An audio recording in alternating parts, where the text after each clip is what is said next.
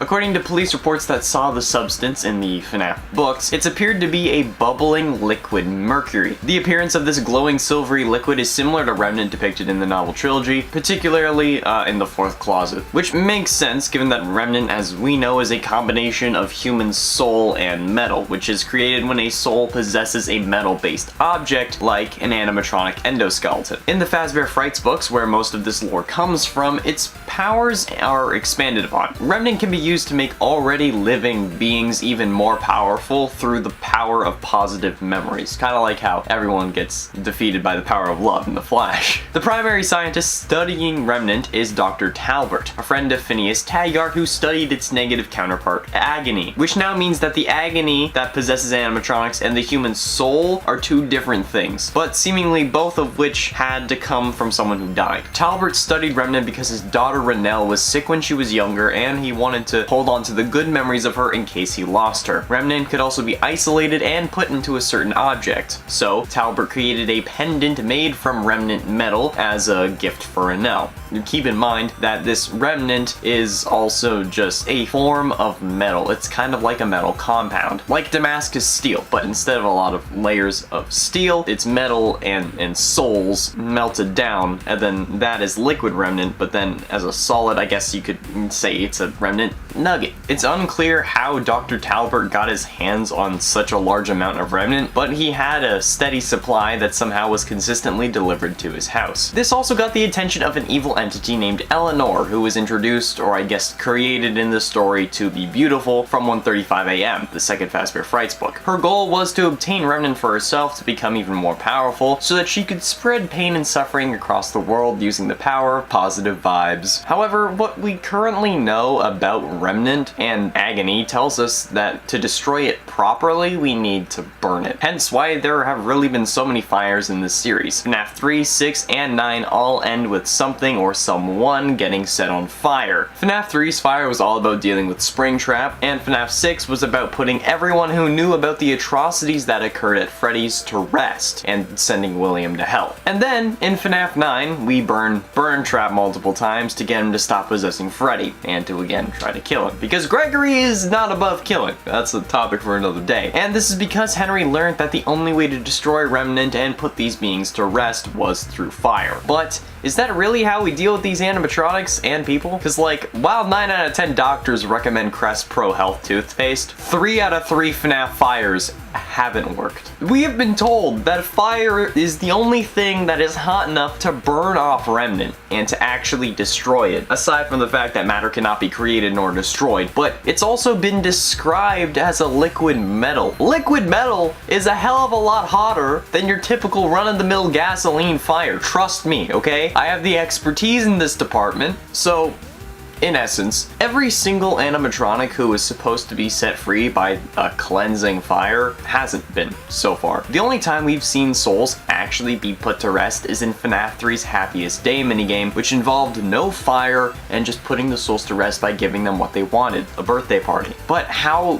could that be possible? Like, Dr. Talbert wouldn't lie to us. He's researching so his little girl wouldn't die, right? William Afton, or as he was then known, the Purple Guy's first appearance was in Five Nights at Freddy's 2, which takes place in 1987. However, he only appeared in the minigames, which dated back all the way to 1983, the start of his killing spree. However, his story goes further back than that, to when he lost his wife under mysterious and unknown circumstances. William Afton is a father as well, to 3 children, Elizabeth, Michael, and another. However, we haven't been able to definitively identify his name. Working theories involve Evan, Chris, and Michael, although currently we refer to him as CC, or Crying Child, due to his appearance in FNAF 4 being constantly crying. But this is where our story truly begins, Five Nights at Freddy's 4, which takes place in 1983, the same year William starts his killing spree. At the time, we still knew him as the Purple Guy, and before this game, at some point either earlier or in a year prior to 83, William loses his daughter Elizabeth to the circus baby animatronic, which he had designed in order to capture kids. We interrogated him, however, he avoided all questions, and without a body, we had no reason to hold him. A quick transcript from that interrogation, quote, "Officer, there's no doubting what you've achieved on a technical level. These are clearly state of the art. There are just certain design choices that were made for these robots that we don't fully understand. We were hoping that you could shed some light on those. She can dance. She can sing. She's equipped with a built-in helium tank for inflating balloons right at her fingertips. She can take song requests. She can even dispense ice cream.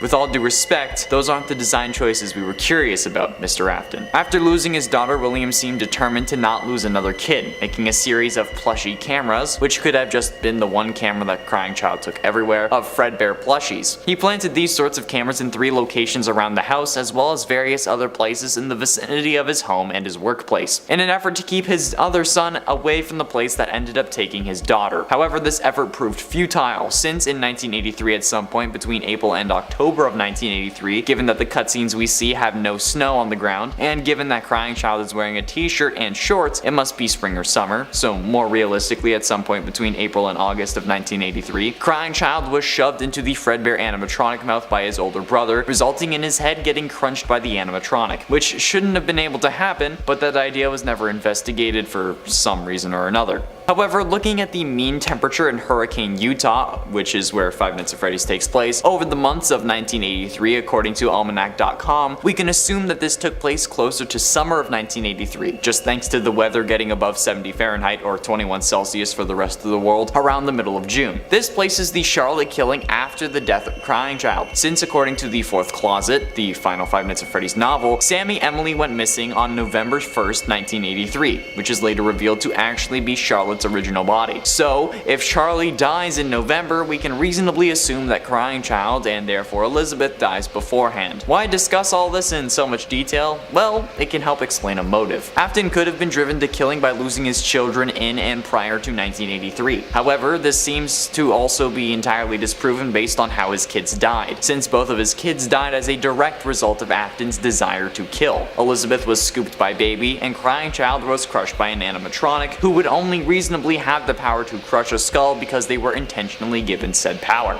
Another theory is that while he had the desire to kill, he only succumbed to his demons when his children died. However, Elizabeth's death directly disproves that theory as well, since she was particularly told not to go near the baby animatronic, and Afton had created a whole business around the Funtime robots, all of which have secret containment chambers to store away items, as he puts it. And I think that was his intention when opening Circus Baby's Pizzeria, only closing after the first day because his daughter was the one caught, rather than someone else's. To find other potential motivation, we need to look at his first kill. That's typically the most significant one and provides us with the most information. Afton's first kill was Charlotte, as we've mentioned before. This could mean plenty of things, especially considering how it's his business partner's daughter, who he kills outside Fredbear's family diner, not wearing his signature Spring Bonnie suit. But while his motivation is still unknown, his crimes are known, at least during his spree from 1983 to his eventual true death in 2027. In 1983 he killed Charlotte, and then in 1985 he killed 5 more. This incident we came to know as the Missing Children's Incident, and victims we now know as Jeremy, Fritz, Susie, Gabriel, and Cassidy. Each body was stuffed into a different animatronic suit, which for some reason weren't investigated when reports came in that they were leaking blood, especially when the bodies were never found, resulting in the inability to convict Afton. After some thorough investigation from my predecessors though, we've learned that Jeremy was inside Bonnie, Fritz was inside Foxy, Gabriel was inside the company mascot Freddy, Susie was inside of Chica, and Cassidy was inside the Golden Freddy animatronic. After killing Charlotte, Afton did all of the killing inside of this Spring Bonnie animatronic, which was a Golden Bonnie animatronic present at the first Fredbear's Family Diner location where his son died, and as well as where he killed Charlotte, which could be a reason why he wears the suit, wanting to bring his original kills with him, or potentially wanting to bring his son with him in a sense. After this original Missing Children's incident though, Afton went on to kill another 10 currently unnamed victims, but the original 5 were the ones that haunted him the most, causing him to flee into his murder suit for comfort, but his haste coupled with the moisture of his room thanks to failing ceilings, resulted in the spring lock mechanisms failing, and the animatronic aspects of the spring body animatronic being put back in place with Afton still inside. However, somehow this would not kill him, and would instead fuel a new location called Fazbear's Fright in 2023, as well as a series of animatronics kids can order to their homes thanks to Fazbear's Funtime service, which seemed to release conveniently and in time with the COVID-19 pandemic as a way for kids to get their favorite animatronics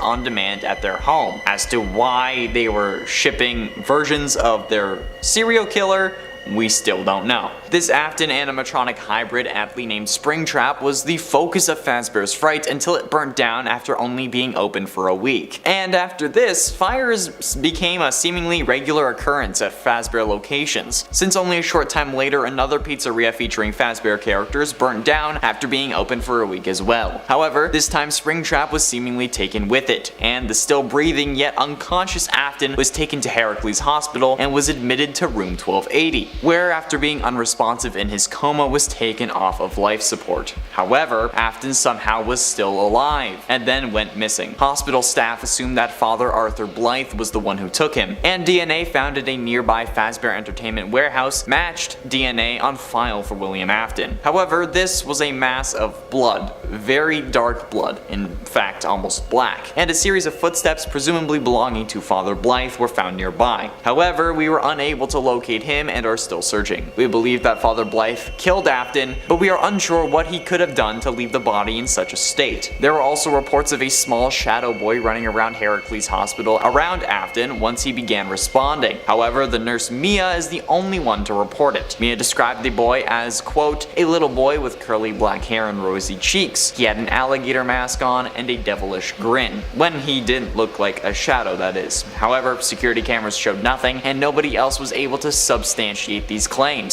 An intense, difficult setup. One of the reasons William is still alive is just the sheer difficulty that would come with setting up a new villain or killer for the series. William has already been long established, and it wouldn't really make sense for another killer to start unless they were somehow worshipping William. But thanks to Vanny being known as the reluctant follower, we know that she isn't doing this herself. The implications of reluctance means that she isn't doing this out of her own free will, but rather being forced or coaxed into doing it because they have something over them, are threatening them, or are just controlling them using weird mind tech or something similar. The difficulty in setting up a new villain without William as a starting point would just probably break the lore. And a 9 the arm. The arm shown at the end of the FNAF Security Breach gameplay trailer has to be William Afton. The purple reflected on the arm as well as the purple throughout the entire trailer all over the Pizzaplex is obviously a connection. Scott doesn't mess around with colors. But the main issue here is, what do we qualify as alive? The memory of the person? If their soul is possessing a game, are they alive? If their consciousness is preserved, are they alive? These things matter when we're talking about a series like this, where Security Breach could very well be one of the games within the FNAF universe, one that the in-game Scott stand-in created. However, if that is the case, and we consider Afton keeping his consciousness alive inside a video game as him being alive, it will still count. This is very complicated and it all depends on how we define it, so we should probably define it. And at 8, The Man in Room 1280. The Man in Room 1280 is the final story from Bunny Call, the 5th and the original final Fazbear Frights book. It's about a man with severe burns all over his body being in the hospital, being kept alive by the spirit of one of his victims, in this case a child. The man is clearly meant to represent William, even asking to be brought to the Fazbear Entertainment Distribution Center before he dies, presumably to latch his soul onto a hard drive so he can get scanned into the game and come help wanted. This man is clearly William, and the nurses know what he did. Once he gets to the distribution center, William collapses and explodes into a mass of bone and flesh. It's quite gruesome actually. This has to be William, and considering how it's meant to be the final book in the series, it would help serve as a prologue to Help Wanted, which only helps to solidify that William is still alive. And at 7, Henry. Why did you think that killing Charlotte wouldn't have any consequences? Like, you killed your business partner's daughter, that's gonna be pretty obvious to him, especially when he already suspected you were up to something, so he took extra care to protect his daughter, and she still died. That's a vengeful father if I have ever heard of one, and he hasn't even needed vengeance yet. So then, you know, he's after you, or seems like it, and you don't kill him next? Killing Henry could have done wonders for your criminal career. I mean, like, yeah, the cops are already suspicious, but as long as they can't find a body, you'll be clear again. If they won't put you away for 5 missing kids, they won't put you away for a missing father as well. Especially a jury who has to be convinced beyond a reasonable doubt that you are a killer. And without a body, there's no real forensic evidence. And again, they didn't put you away for the missing kids, so you just finally off Henry and then you'd be able to stase yourself or even a spring trap, alright? And then you don't get burned like 3 separate times, and Michael would still be alive. And at 6, hiding spot. How the absolute living hell did he not end up, like, how did he get away with this? How did he not get caught? The smell of rotting bodies would ruin the hell out of the actual atmosphere of the pizza place because, you know, you're supposed to be trying to eat pizza. And the heat from the animatronics, like the robotic parts of their body, would help to speed up the decomposition of the missing kids. And the animatronics are in front of all those other kids every single day. There's even reports about people complaining that the animatronics started leaking blood, mucus, and other bodily fluids, as well as, quote, smelling like death. If this was real life and William getting away with this wasn't important for the plot or the story of the overall games, he would have been caught for that instantly. Like, oh, we never found the bodies of these kids that went missing at this pizza place. But now the animatronics at this pizza place are leaking blood and smell like death. They also sound like their bones are being crushed when they move. So maybe we should check these out. Let's get a warrant. Oh, look, turns out we found those missing kids. William Afton, you're under arrest for the murder of Gabriel, Susie, Jeremy, Cassidy, and Fritz. Boom. Oh, then they could probably throw on Charlie and a couple others on there, I'm sure. Like, boom, instantly, he gets caught. I don't get how this wasn't an open and shut case. Like, William is so goddamn stupid that he shouldn't have made it to the events of the first game. Like, not even 1987, or not even 1985, alright? It shouldn't have happened. His whole plan is a dumpster fire of bad ideas. Halfway through into number 5, Elizabeth. Speaking of mistakes, let's talk about his daughter. What about getting your own kid killed? That's what I mean. Like, I don't know how William thought that this was a good idea. Like, I feel like this guy just thought, like, how do I capture kids more efficiently? Oh, I know, I can make a robot to lure them in and then grab them when they're close. But like, what would its design be? Hey honey, come here, daddy wants some design tips. And then Elizabeth ends up making the most predictable move ever and going directly against her father's instructions to see the robot that's basically perfect in her eyes. Like, William, why did you think that this was ever going to end well? Like, what did you think was going to happen? When has a kid ever listened to a parent? Especially at that age, when they're seemingly also loaded because you own a successful entertainment business. Spoiled rich kids listening to their dad when they say not to touch a giant robot made to appeal to them specifically? Yeah, genius idea, man. God, you're a real special kind of stupid, William, aren't you? Like, program a blacklist of kids not to steal, right? You have facial recognition tech, so come on. Just make a blacklist, like, don't kill my kids. Easy. God. And at 4, crying child. I've had a ton of people complain to me about how Crying Child's death wasn't William's fault, since he didn't put Crying Child in Fredbear's mouth, and the spring locks failing were because he was crying. However, to me, there is no logical way that the animatronic jaw should have been able to crush his skull, okay? The spring locks were already active. Crushing his skull would require a lot of power to actually accomplish with just a normal opening and closing of an animatronic mouth. So the only way that Crying Child's skull could have been crushed was if Afton had intentionally supercharged the animatronic, which would make sense if he wanted to use it as a kill machine or a backup kill suit maybe if Springtrap or Spring Bonnie ever ended up shutting down. Figuring more power would help him out, which clearly it did, just in the worst way possible. There is no way that this was a spring lock failure either, okay? The Fredbear suit was already in animatronic mode, meaning that the spring lock mechanisms used to keep the robot parts to the side of the suit so that someone could be in the suit weren't being used. The spring lock failure problem comes from when those mechanisms are put under the stress of keeping the parts away from the person in the suit. If it's in robot mode, the spring locks can't fail because they're not being used. Keep in mind that the term spring lock in this context is referring to the actual parts that move the robot bits away inside the suit, rather than just the suit as a whole, which is also referred to as a spring lock. Well, it's referred to as a spring lock suit, okay? If I was talking about the suit, I would say spring lock suit. And at 3, in the flesh. The story in the flesh from the 5th Fazbear Frights book Bunny Call is a weird one. Most people saw it as Scott writing an M-Preg fanfic about MatPat. M-Preg meaning male pregnant. Yeah, it's a thing. Since the end of the book has something exploding from your stomach. Matt, the main character of the story, was working on a Springtrap themed VR game called Springtrap's Revenge. A character we should all know by now is one of the many personas of William Afton. This story basically describes to us how this thing works. The VR Springtrap represents Glitchtrap, and Matt, the one making the game, represents us in Help Wanted. Springtrap implants himself inside of Matt, bursting out once he's able to survive, killing us, leaving behind a tuft of yellow fur in our bodies. This whole story represents William's rebirth into society through a VR game, showing us that he is coming back. But we were all too distracted by the fact that it was literally a fanfiction about MatPat. But of course, the one involving MatPat had some deep lore hints as well. In it too, Remnant. Remnant was first described in the FNAF novel series, starting with the Silver Eyes, then the Twisted Ones, and then finally the Fourth Closet. It's basically a metal combined with the souls and extreme agony of children, first found in the original 4 possessed animatronic endoskeletons. This then becomes William's motivation, using this metal to harness the power of life and try to make him immortal.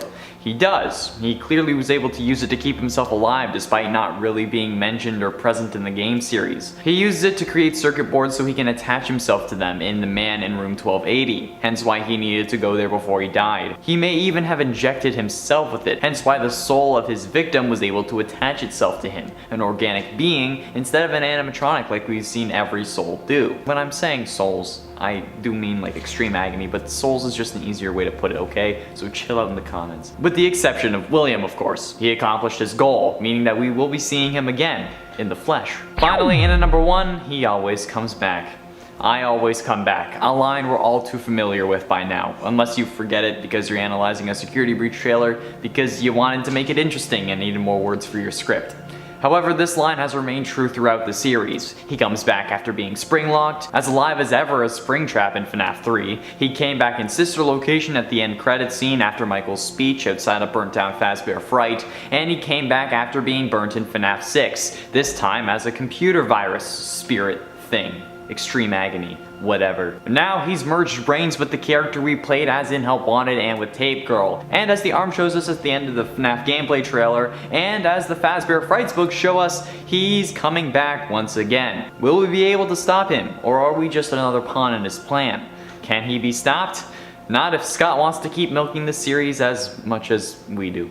The main question we need to ask is what counts as being alive, because since maybe even the first game, William has been possessed by the one you should not have killed, one of his victims that ends up possessing him rather than an animatronic. So he's survived quite a lot that would have normally killed him. The Oxford Dictionary defines being alive as, quote, living, not dead. Which, I mean, is fairly obvious, but I was hoping for something with a little more meat so that I could maybe find a loophole. But by the dictionary definition of alive, no, William Afton is not alive. We are vividly described his explosive death in The Man in Room 1280, the final story from the 5th Fazbear Frights book Bunny Call. But that's not why you clicked on this video. You clicked so that you could yell at me in the comments saying, of course he's alive. This video is pointless. Why did you do this? So maybe there's a way that I can get this video to 10 minutes after all. I mean, we could consider keeping the memory of someone alive being alive, since after all, Henry does his damnedest to make sure that everyone forgets what William did in the FNAF 6 ending, saying, quote, this place will not be remembered, and the memory of everything that started this can finally begin to fade away, as the agony of any tragedy should. But we know the memory doesn't fade, since even after the simulated pizzeria burns down, Fazbear Entertainment is still kicking, and still uses what William did to make profit and even strengthen their brand. Like how hotels will make their entire brand about being haunted if enough people say that it is, like the Queen Mary or even the Farhampton Inn from How I Met Your Mother. They made a whole virtual reality game revolving around William's axe, which features an AI version of him in the form of Springtrap, not even talking about the Spirit Code version of Glitchtrap. And with the special delivery service, they are also actively shipping out recreations of Springtrap to everyone, even going so far as to make alternate versions like Toxic Springtrap, Clown Springtrap, and The Curse, which I have to admit is probably the most fitting name name for the Fazbear Entertainment to give this character. But to them, it isn't a character. He's a real person, a real serial killer. That's like shipping out robotic versions of Ted Bundy or John Wayne Gacy to parents and kids. I say especially him because Clown Springtrap is definitely inspired by John Wayne Gacy, and you know, the similar target of kids. But I mean, like, how incredibly offensive would that be if a company did that in our world? They would be instantly canceled and even investigated to see if that was meant to be a warning or some kind of threat. But from what we know, nothing of the sort has happened to Fazbear Entertainment. And let's be honest, I don't think the Oxford Dictionary takes into account extreme agony possession as a contributing factor when talking about how someone is alive. So does being a sentient AI count as being alive?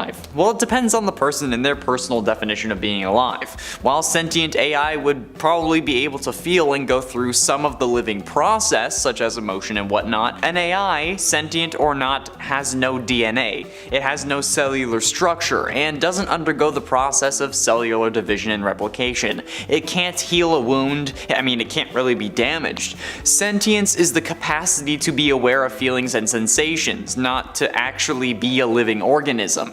Even if they have a body, like one of the animatronics from the games, those aren't alive, despite being aware that they're possessed. Possession isn't living, so no, still, William isn't alive. Now, the really tricky thing to determine is if possessing a living being, as William does with Vanny, would count as being alive. And for this, I feel like we need to look at DID. Dissociative Identity Disorder, formerly known as Multiple Personality Disorder, is a mental health condition. People with DID have 2 or more separate personalities, and these personalities control their behavior at different times. Each identity has its own personal history, traits, likes, and dislikes. Now, I do not experience this or know anyone who does, so if I say something or I get something wrong, I apologize in advance. But this is probably the closest thing we can really get to having a real-world equivalent to what is going on with Vanny and William, since there are now 2 personalities inside of Vanny, who each control their own behavior at different times, as we learn in the FNAF AR emails, where Vanessa will go from googling torture and how to induce compliance in human subjects to help and the migration pattern of bees in seemingly no time, literally searching up flowers one day and how far a human being can be cut in half before losing consciousness the next. This seems to be similar to how DID has been documented and described by those who live with it. I mean, I don't mean like the evil part, I mean the split part and the losing time part, at least from what I've read online, which is probably not perfectly accurate.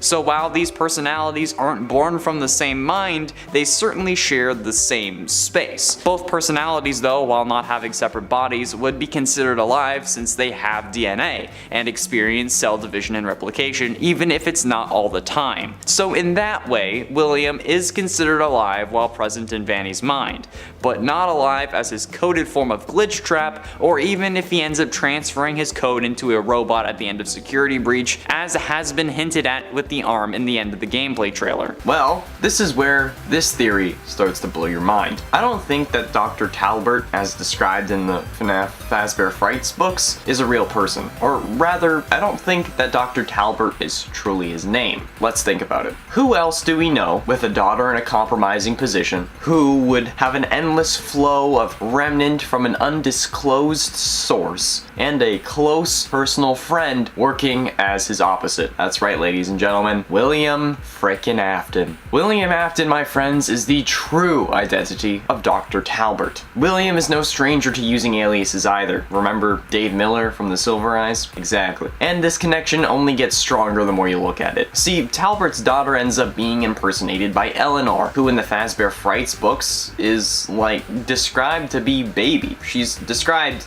as basically Baby, just with a longer neck. So both daughters in this scenario also end up becoming Baby at some point. Renelle through being impersonated, and Elizabeth when she possessed Baby through, you guessed it, Remnant. And Talbert and Eleanor are attacked by the Stitch Wraith. What does that relate to?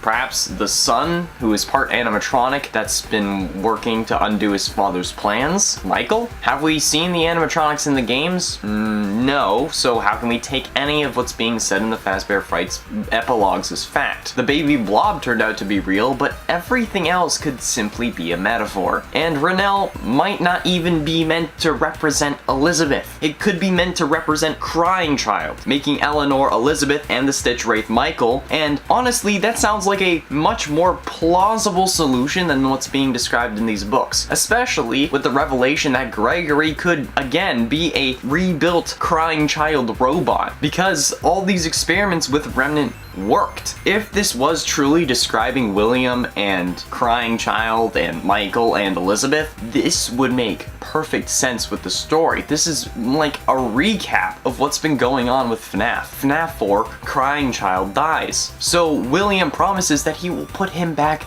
together by finding Remnant after he kills the 5 missing children and then disassembling them in FNAF 3's minigames when he releases the spirits and then gets trapped in the Springlock suit. But then we also learn in the original novel trilogy that the remnant from the original 5 animatronics was injected into the Funtime animatronics. So while the Funtime animatronics have the souls of the 5 missing children all combined into one, they also are serving as an experiment for how he can use it to bring back his son. And he even injects Eleanor, who was impersonating Renelle, with the remnant, just as he recreates Crying Child into Gregory. So here's how I see it. William as Talbot through, I'm guessing, just journals that Henry just somehow stumbled onto were made to spread the rumor of Remnant needing to burn, to be destroyed, so that if Henry ever tried to stop William, he wouldn't be able to. That's why William knows he'll always come back. He's rigged the game, and in doing so, ensured the survival of himself, his daughter, and his 2 sons. Renelle is a representation of Crying Child, having been bitten at his birthday party in 1983 that William is trying to save. Eleanor is the power-hungry daughter Elizabeth that only wants the remnant for herself, even willing to abandon her father to die to live another day, as we see with the Afton amalgamation, or even kill her father, as we potentially see at the end of the true FNAF Security Breach ending. And the Stitch Wraith is Michael, at first misunderstood, killing his creator like Michael tried in the FNAF 3 and 6 Fire, but in reality trying to right the wrongs of his father before him and bring peace to his family. And as we see in Security Breach, they accomplished their goals. Gregory, representing Crying Child, is back. He and Freddy, representing Michael, stopped William, and Vanny, Elizabeth, gets to fight another day. In at 10, Cassidy. Assuming for the scenario that Cassidy is the one you should not have killed, this was one of the dumbest things that William could have done. Or maybe he doesn't consider it a mistake, since the one you should not have killed after all is keeping him alive. They're doing it as a way to make him suffer though, so since it's potentially a mistake but could be considered a good thing depending on the angle, I'm going with the top spot for this one.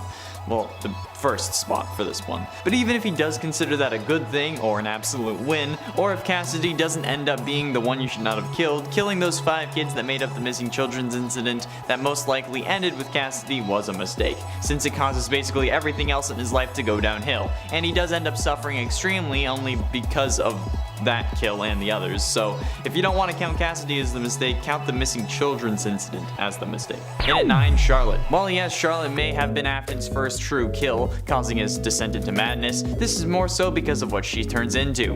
In the games, Charlotte ends up possessing the puppet, who then gives life to the other animatronics, which causes you to disassemble them and release their spirits, and then scare you into your spring bodysuit that crushes you, and then starts your descent into further madness. But even discounting the game aspects of killing her being a mistake, in both universes where William kills Charlotte, Henry comes after him for it, which results in what should be his death multiple times over. And not to mention how in the book specifically, unbeknownst to her, Charlie is an animatronic robot that was meant to replace Henry's daughter, and it's also revealed that the animatronic is also the baby animatronic that we know and love, who can switch between her forms at will. So yeah, in the books, Charlotte is also baby, who is also Elizabeth Afton. And at 8, the fun times. There's no doubting what you've achieved on a technical level. These are clearly state of the art. There are just certain design choices that were made for these robots that we don't fully understand. We were hoping you could shed some light on those. She can dance, she can sing, she's equipped with the built-in helium tank for inflating balloons right at her fingertips, she can take song requests, she can even dispense ice cream. With all due respect, those aren't the design choices we were curious about, Mr. Afton. This classic line of Afton being interrogated that plays the first time you open Sister Location is definitely showcasing this idiotic mistake. The cops know what these animatronics are capable of and were designed to do, so they instantly end up being even more suspicious of William and are going to be keeping a closer eye on on him. Probably why he ends up dressing up in the spring Bonnie suit to start killing, which ultimately screws him over. So yeah, designing the fun times as killbots was definitely a bad idea. And it's 7, Glitch Trap. Glitch Trap is the virus that got scanned into the game we tested in Help Wanted before the game we play begins. We're just told that he showed up one day and drove Jeremy mad, but I don't think that's the case. I think Glitch Trap was already a character designed in-game. He has a major role in the story, being present in the game's canonical pizza party ending, luring you behind the curtain and stuffing you into the Freddy suit. Without him being there, if you still went into the suit, we would think that we just climbed in, since we see no other killer in the game. No other purple guy stand-in. So Glitch Trap would have had to have been there, and William just took control of the character and replaced their AI with his intelligence, meaning that even before William was scanned in, his memory and the things he's done were being remembered and kept alive. And it's 6, Spirit Backup. Now that William has created a sort of spirit backup, is it possible that he's now immortal, existing in the realm of the game world? If he leaves, will that part join him, or will it just duplicate itself and release a version of him, like when you copy something off a USB or download something off the internet? Is this a one-time thing, or is there a permanent copy of Afton in these games that destroying will be our next main objective? And before you say that's ridiculous, we're dealing with people possessing video games because they put their soul on a hard drive thanks to extreme agony when dying.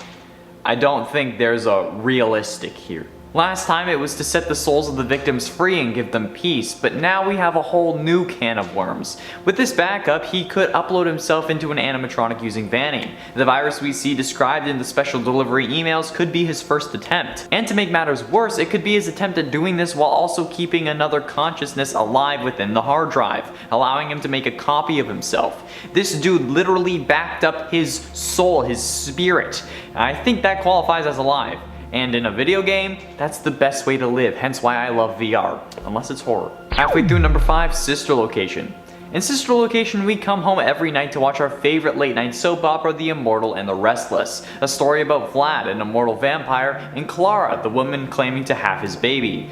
Vlad is a clear representation of William. He wears purple and is a vampire, which are typically seen as ruthless killers. However, Clara is just the name of a character in a show, not his wife. Why would the guy meant to be William be named Vlad, but for some reason, the one meant to represent his lover has the right name? That makes no sense. Anyway, pay attention to the name of the show, The Immortal and the Restless. William's goal of discovering Remnant was to find the key to immortality, and Vlad, the character meant to be his stand-in, is an immortal being, a vampire. So if this allegory is to be believed, it could be that even as far back as Sister Location, William had already unlocked the key to living forever. And at 4, Help Wanted. While the ending to the Freddy Fazbear virtual experience is William putting you in the suit, the ending to Help Wanted is a climactic battle with Glitch Trap as he tries to merge your minds. He appears on stage and begins the merging process, and you, with your incredible VR abilities, flip a load of switches and press some buttons. Yep. Well, it doesn't matter who wins because either way you end up merging. One ending puts you on stage with nobody in your headset, and the other one puts you behind a metal door with Glitch Trap shushing you. You didn't win. You couldn't. The instructions Tape Girl gave you only distracted you long enough so William could lock you in your own mind while taking over your body. He's alive, using your body as a vessel, like a demon. He's also probably in Tape Girl's mind, who is most likely Vanny. 2 vessels with his consciousness running around. Sounds pretty alive to me. Getting close to the end in at number 3, Princess Quest. The whole reason Princess Quest is a thing in Security Breach was to lock Vanny away and prevent her from regaining control of her body. So why did William create or allow for the creation of a sort of failsafe that would let her escape? I mean, sure, they didn't expect a kid to come along and figure it out, maybe, but given the track record of this series, you'd think that Afton would have smartened up after at least 40 years. But that's like having a self-destruct button on a bomb that you plan to use to wipe out the entire city, but you still want no one to stop you. Or like if the Flash had a steal my speed button on his suit that you could just like tap. It's just stupid. Like, if you want something to work, why give it away to fail, you know?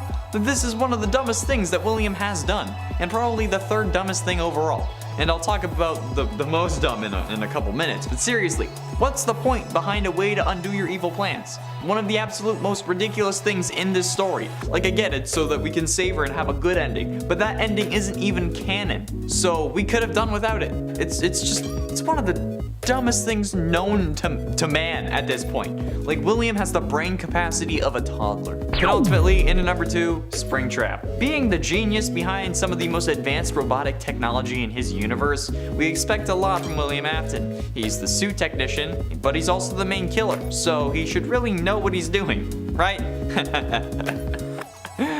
No. Apparently not, since after discovering that the original 5 animatronics were possessed, he disassembled them to learn their secrets.